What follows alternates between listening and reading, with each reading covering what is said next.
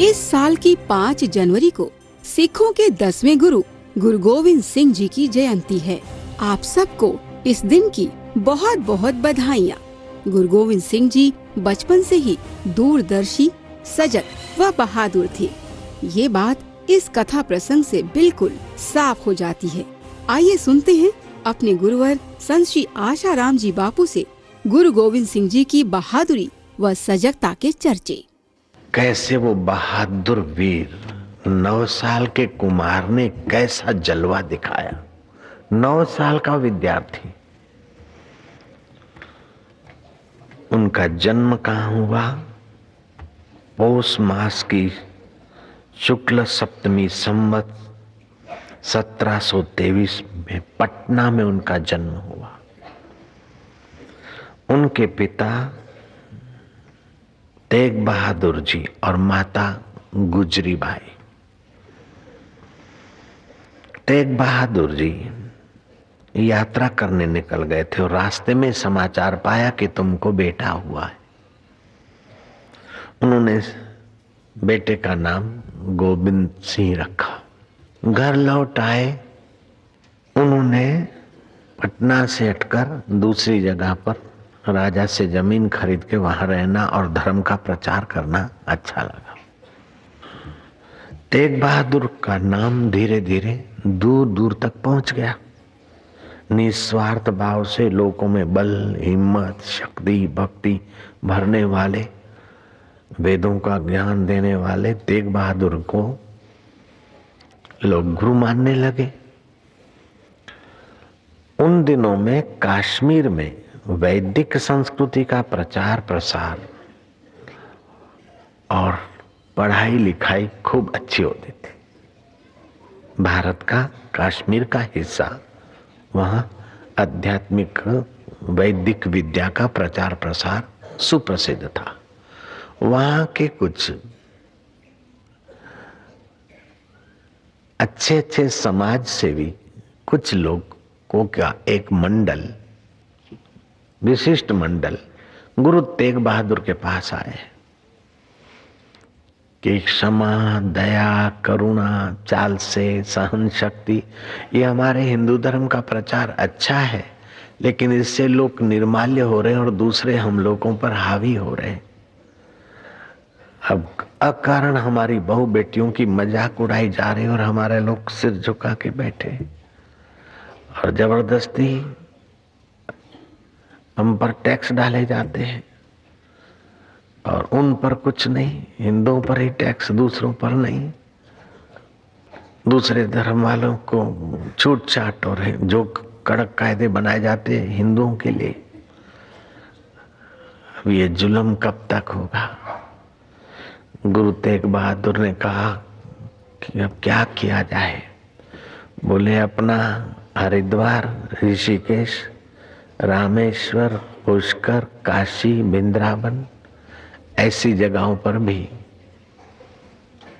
सत्ता वाले बेलगाम होकर अपने सीधे साधे बेचारे राम राम करने वाले, हरिओम करने वाले, नमः शिवाय करने वाले लोगों की मजाक उड़ाते। तो ये बेचारे सीधे साधे हिंदू और सीधे साधे हिंदुओं के संत सहन शक्ति में मारे जा रहे हैं। महाराज सचमुच में गंभीर हो गए। लंबी सांस लेते हुए महाराज ने कहा कि इस जुल्म को अगर रोकना है तो किसी पवित्र आत्मा की बलि चाहिए। तो 9 वर्ष के उस बहादुर वीर गोविंद सिंह ने, जिसने पिता से वीरता की कथाएं सुनी थी, विद्या के साथ अस्त्र विद्या, ऐहिक विद्या, सरस्वती की उपासना के साथ आदि शक्ति की विद्या भी सीखे थे। नन्ही सी तलवार, लेकिन वो तलवार चलाना भी सीखे थे। एक हाथ में माला, दूसरे हाथ में तलवार। क्रांति के बिना शांति नहीं। भाई साहब बापा, भाई साहब बाबा हाथ जोड़कर सब जगह जीना मुश्किल है। सज्जन के आगे हाथ जोड़ते तो उसकी कदर होती है, लेकिन दुष्टों के आगे झुकते तो दुष्ट हमको ज्यादा उल्लू बनाते, दबाते। इस प्रकार के संस्कार थे उनमें। उस 9 वर्ष के बालक ने, किशोर ने पिता के तरफ देखा, पिता ने अपने पुत्र की तरफ देखा। विशिष्ट मंडल अपनी व्यथा लेकर आया कि ये भोली भाली सर्वे भवन्तु सुखिना सर्वे भवन्तु निरामया सर्वे भद्राणि पश्यन्तु मां कश्चित् दुख भाग भवेत्। ऐसी प्रजा का इतना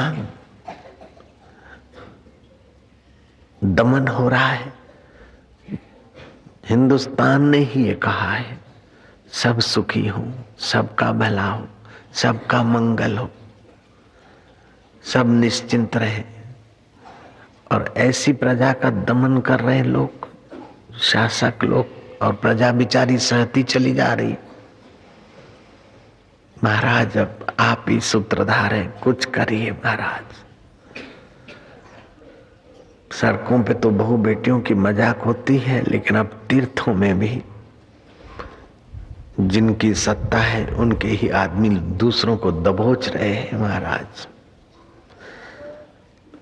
महाराज का हृदय भर गया और महाराज शांत हुए और भीतर से गहराई से बोले कि इस जुल्म के सामने एक महान आत्मा की बलि की जरूरत पड़ेगी। गोविंद सिंह ने कहा धड़ाक से अपने पिता गुरु तेग बहादुर को कि महान आत्मा आपसे बढ़कर कहां होगी।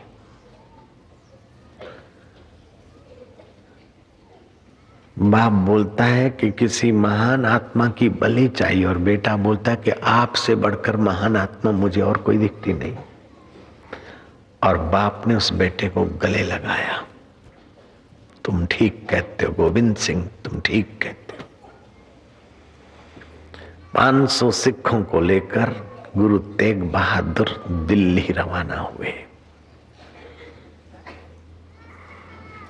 जुल्मियों के साथ जूझने के लिए। और इस 9 वर्ष के बालक को सिख धर्म के अनुयायियों का गुरु पद दे दिया। 9 साल का लड़का और गुरु गादी संभाले। 9 साल के बालक ने अपने सिखों में ऐसी बहादुरी, ऐसा साहस, वाहेगुरु जी की खालसा, वाहेगुरु जी की फतेह, वाह गुरु की फतेह होगी। क्योंकि गुरु धर्म के तरफ दूसरों के हित के लिए लड़ रहे और वे राजा अपने भोग विलास के लिए लड़ रहे। इसलिए जो परहित के लिए लड़ता उसकी देर सवेर फतेह होगी और यहाँ भी यश होगा और वहां भी यश होगा।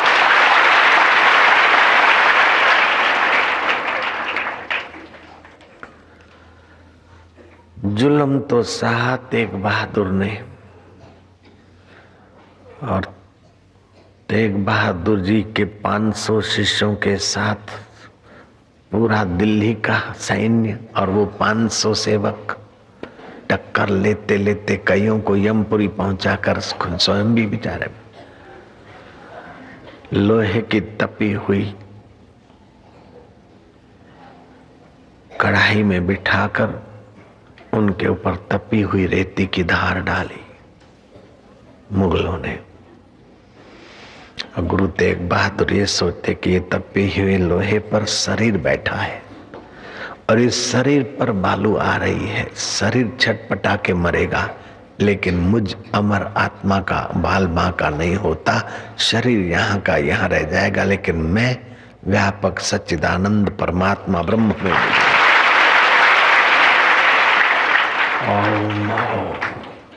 कि उनकी भीतरी अनुभूति थी। लेकिन संसारी लोग तो देखकर उनके अंदर में जुल्मियों के प्रति फटकार पैदा हुआ और जोश जगा, और उसी जोश ने सिख पंथ में होश लाए और बहादुर कौम तैयार हो गई और जुल्मियों को दिन के तारे दिखाकर भारत आजाद होने तक भी सफल हो गया।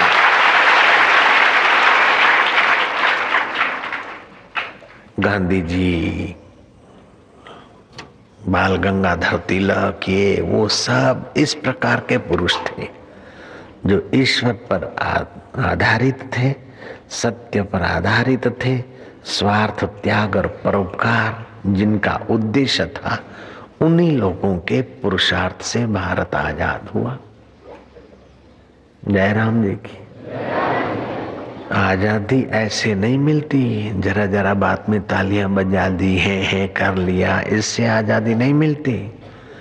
आजादी से जीना है मनोबल, बुद्धि बल, संगठन बल, भाव बल, क्रिया बल चाहिए, तभी मजे से जी सकता है।